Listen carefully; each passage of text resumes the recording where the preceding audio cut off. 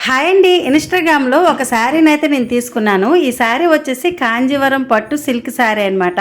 ఈ శారీ బాగా ఒకప్పుడు ట్రెండింగ్‌లో ఉండేది. మీలో ఎంతమంది ఈ శారీ తీసుకున్నారో కామెంట్ చేయండి. నాకు తెలిసి చాలా మంది తీసుకునే ఉంటారు.